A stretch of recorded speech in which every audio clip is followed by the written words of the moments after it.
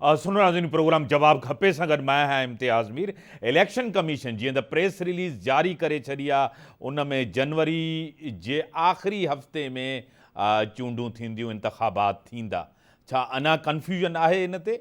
छा जे करे त तारीख़ जो अञा ताईं ऐलान कोन थियो आहे? छा इलेक्शन कमीशन का डबल गेम खेॾी रही आहे या तारीख़ खां छो न ॾिनी वई आहे? इहो हिकिड़ो सुवाल त ज़रूरु आहे।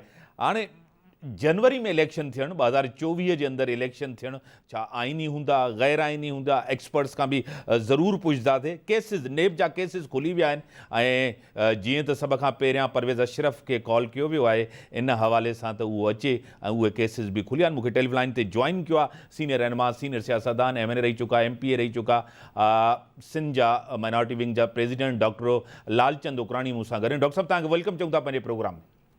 महिरबानी। डॉक्टर साहब, इलेक्शन कमीशन ऐलान त करे छॾियो आहे आम चूंडुनि जो 2024 जनवरी जे आख़िरी हफ़्ते में। छा चवंदो डॉक्टर साहब? एक्चुअली असां त चयो त भई इलेक्शन में 90 डेज़ में थियणु खपे कंहिं बि सूरत में, पर चाहे जो इहो डोमिन इलेक्शन कमीशन खे ऐलान करणो आहे।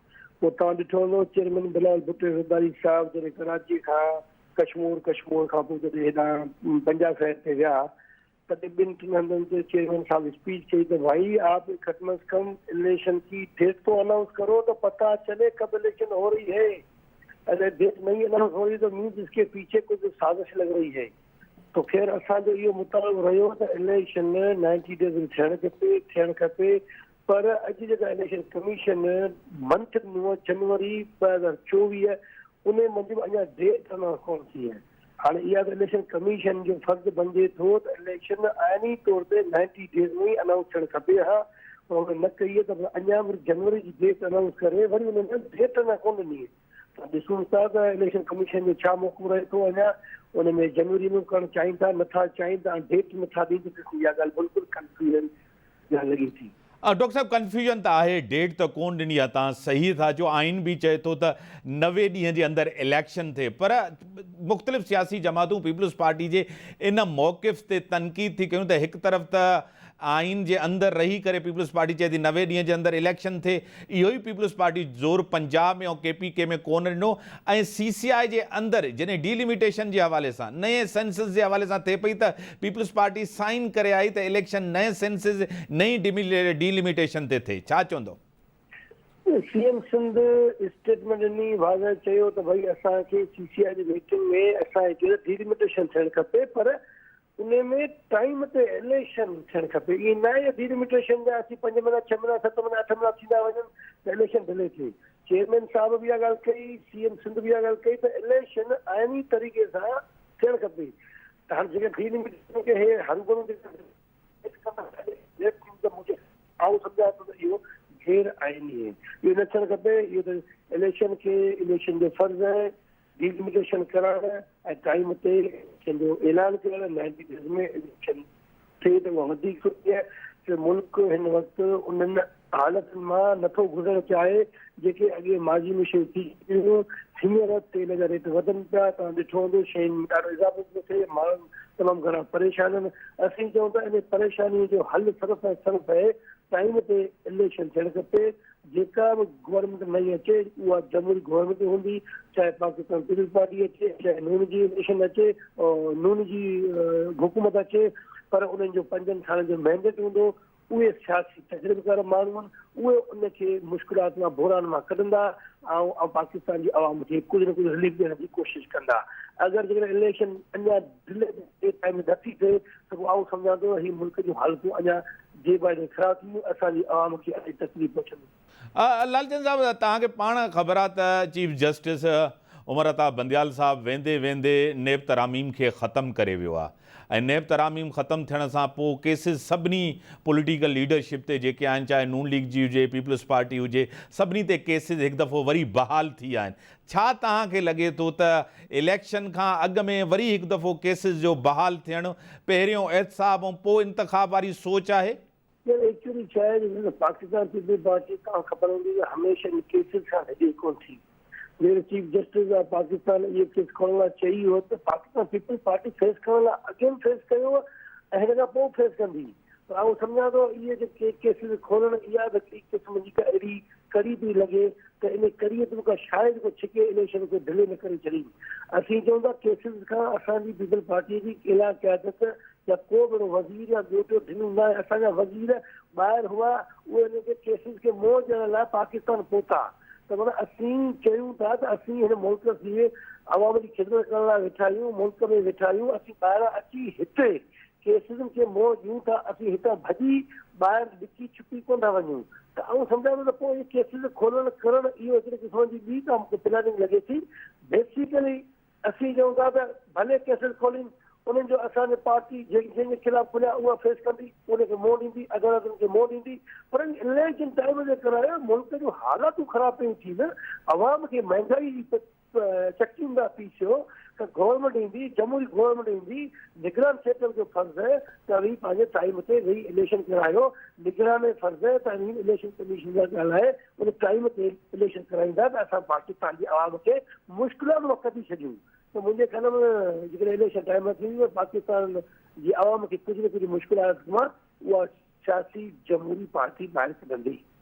डॉक्टर साहब जीअं त हालात जी तव्हां ॻाल्हि कई, इन ते त तव्हां सां का इन जॻह ते त इनकार न आहे त जेके हालात आहिनि बदतर हालात आहिनि, मैशियत बहितर न आहे, मुल्क जे अंदरि माण्हू ॾाढा ख़ौफ़ में वरितल आहिनि त मुल्क जो मुस्तक़बिल छा थींदो, मैशियत जो मुस्तक़बिल छा थींदो। इहे सॼा फ़ैसिला त सियासी जमातुनि खे करणा आहिनि। नए फ्रेश मैंडेट सां नओं मैंडेट वठी अचे, इलेक्शन त ज़रूरु थियणु खपे ऐं इलेक्शन जेको आहे मसइले जा हल हूंदा आहिनि ऐं इलेक्शन खां बग़ैर को ॿियो ऑप्शन त आहे कोन डॉक्टर साहब। पर असां जेकॾहिं जमहूरी पार्टियुनि जा बि दौर ॾिसूं था, उहे बि अवाम जे लाइ ॾाढा कठिन ऐं मुश्किल रहिया आहिनि डॉक्टर साहब। इंटरव्यूज़ छा जो बिल्कुलु इहा ॻाल्हि वारी कुझु सां मुतफ़ रहंदुसि। पर हालात जेके असां वटि बदकिस्मती जेको 5 साल अचे थो उनखे सही नमूने सां गवर्नमेंट करणु ॾिनी नथी वञे, मथां बि तलवार लटकी पई हूंदी आहे। पर कुझु अहिड़ियूं गैर जमहूरी टाइप जूं पार्टियूं अचे थियूं वञनि, जीअं हींअर 3 साल PTI गवर्नमेंट अची वई, हुनजो को सियासी तजुर्बो कोन हो, हुनखे ज़ोरीअ ते सिलेक्ट करे मरे पाकिस्तान जे आवाम जे पुठियां खणी हुनखां बद ज़बान, बद इख़लाक़, लूज़ था करणु, PPA जा करप्शन, नून जी करप्शन, त इन्हनि शयुनि इंटरनेशनल लेवल ते असांखे ॾाढी बेक पुठियां असीं हलिया विया आहियूं ऐं पाकिस्तान खे महांगाई ॾाढी छिके विया आहिनि। IMF वारनि जो एतमाद टुटी पियो। पर जेकॾहिं सियासी ऐं जमहूरी पार्टियूं हुजनि हा त ईअं न थिया। आउं इहो त चवां त हाणे पाकिस्तान पीपल पार्टी नौजवान चेयरमैन बिलावल भुट्टो ज़रदारी हो, जेको 16 महीननि में तव्हां ॾिठो हूंदो वज़ीर ख़ारजा कहिड़े नमूने सां हुन इस दुनिया में पंहिंजो दौरा कया और दुनिया में केतिरी असांजे मुल्क खे रिस्पॉन्स मिली ऐं केतिरी शहज़ाद चेयरमैन बिलावल भुट्टो ज़रदारी साहिब खे इंटरनेशनल जी मोट मिली। हींअर यूथ या नौजवान जी ज़रूरत आहे। प्राइम मिनिस्टर पाकिस्तान अगरि चेयरमैन बिलावल भुट्टो ज़रदारी साहिब थींदो त हू पंहिंजो ज़ुल्फ़कार भुट्टे जो ॾोहिट, शहीदानी मोहतरम गनी भुट्टो जो पुटु, ही पाकिस्तान जी आवाम खे इन मुश्किलात मां कढण जी सघ रखे थो, ताक़त रखे थो। ही पाकिस्तान पीपल पार्टी उहा हिन मुश्किल दौर में आवाम जे दुख सुख में प्रेसिडेंट आसिफ ज़रदारी साहिबु हमेशह चवंदो रिकंसिलेशन जी गवर्नमेंट ठाहे, अहिड़े तरीक़े सां माण्हुनि जा मसइला हल करण जी कोशिशि कंदो। ऐं सम्झां थो हाणे वधीक मुंझाण न वञनि, वधीक परेशानी जो असां ॾिसण मोह पवंदो जेकॾहिं इलेक्शन टाइम ते थिए। मूंखे यकीन सां पाकिस्तान पीपल पार्टी मैंडेट करे ईंदी, चेयरमैन बिलावल भुट्टो ज़रदारी साहिब प्राइम मिनिस्टर पाकिस्तान थींदो ऐं इन नौजवान चेयरमैन मां असीं उमेद रखी सघूं था। जीअं त चयो त तव्हां उमेद रखी सघो था चेयरमैन जेको वज़ीर आज़म थींदो त मुल्क जे लाइ बहितर थींदो, मुल्क खे क्राइसिस मां कढंदो। इन में त हाणे तव्हांजी इहा त पूरी कोशिशि हूंदी ऐं इहो तव्हांजो जमहूरी आइनी हक़ आहे त तव्हां पब्लिक में वञो। डॉक्टर साहिबु बयानियो छा हूंदो जॾहिं बि तव्हां 15-16 महीना जेकॾहिं रहिया आहियो, उन दौर में बि महांगाई हुई, अॼु त तमामु घणी महांगाई आहे तव्हांखे पाण, बयानियो छा हूंदो? 15 साल सिंध में तव्हांजी हुकुमरानी रही आहे, बहितर हुकुमरानी त हिते बि कोन रही आहे का। अहिड़ी हुकुमरानी हुजे त माण्हू चवनि त वाकई पीपल्स पार्टी 15 सालनि में तमामु घणो कुझु कयो आहे। छा तव्हांखे लॻे थो त जेकी तव्हांजी सिंध जे अंदरि कारकर्दगी आहे इनखे ॾिसी करे हिकु दफ़ो वरी माण्हू वोट कंदा तव्हांखे? बिल्कुलु इंतज़ामी साहब, असांजे 15 सालनि जी कारकर्दगी बहितर रही आहे। तॾहिं तव्हां ॾिठो हूंदो 2008 खां 13 खां वरी 18 में वोट वधीक मिलियो आहे, 13 खां 18 में वधीक मिलियो, 18 खां वरी 23 ताईं वधीक मिलियो आहे। सीटूं वधीक आयूं आहिनि, इहा कारकर्दगी आहे, इहा आवाम जी मोहबत, इहा चाहत, इहो कमु थिए थो तॾहिं थियो। मूंखे यादि आहे त अॻे असांजी पूरी अंदरूनी सिंध मां कराची खां वठी कश्मीर ताईं रोड डिस्ट्रिक्ट कोन हो, हॉस्पिटल जो छा हो, NICU जी हॉस्पिटल जो सुठो हीअं जाल विछायो वियो आहे, पूरे पाकिस्तान में इलाज करण था अचनि। रोड डिस्ट्रिक्ट जंग झर में रोड टुटा पिया हुआ, काफ़ी बहितर थी विया, डेवलपमेंट तो थी है। कराची में हालत कहिड़ी हुई, छा हुओ, अॻे MQ में दौर हो, उन में छा रहियो। पाकिस्तान पीपल पार्टी कमु कयो, कमु करण जी पाकिस्तान पीपल पार्टी पंहिंजी, ऐं सम्झां थो त जॾहिं कम जी मोयत ते अवाम हुनखे खणी अचे थी, पर जेकॾहिं कमु न कयो हूंदो, ओके जेके तव्हां चवंदो कमु न थियो हूंदो, उहो फ़ैसिलो केरु कंदी? उहो फ़ैसिलो पाकिस्तान जी अवाम कंदी। असीं चवंदा इलेक्शन ते अवाम अगरि पाकिस्तान पीपल पार्टी कमु कयो हूंदो, पाकिस्तान पीपल पार्टी सां अवाम जी मोहबत हूंदी, कमु थियो हूंदो त वोट ॾेई हुनखे कामयाबु कंदी, न त पाकिस्तान जी अवाम हींअर बाशऊर अवाम, समझदार अवाम वोट कोन ॾींदी। त मूंखे यकीन आहे असां चवणो थो पए पाकिस्तान पीपल पार्टी एतिरो सुठो कमु कयो आहे त पाकिस्तान पीपल पार्टी खे वोट मिले थी। तव्हांजो बलजात इलेक्शन में कॾहिं बि असांजी ज़िंदगी में पूरी सिंध में एतिरी जीत कान थी, एतिरी जीत ई कान थी। हींअर कराची खां वठी कश्मीर ताईं पाकिस्तान पीपल पार्टी जा मेयरनि चेयरमैन आहिनि। ही बलजाती इलेक्शन जो तव्हां अॻियां हाणो बि ताज़ो मिसाल आहे। हिन खां पोइ आउं सम्झां थो जेके जनरल इलेक्शन थींदी, असीं छो था चऊं जनरल इलेक्शन थिए? जेकॾहिं असांखे अवाम जी वोट न मिले, जेकॾहिं असांखे कमु थियल न हुजे हा, जेकॾहिं असीं गिल्टी हुजूं हा, त पोइ असीं इलेक्शन खे डिले करण जी कोशिशि करायूं न, चऊं इलेक्शन न थिए ज़रूरत कोन्हे। पर न, असीं जमहूरी सोच वारा माण्हू आहियूं, जमहूरी माण्हू आहियूं।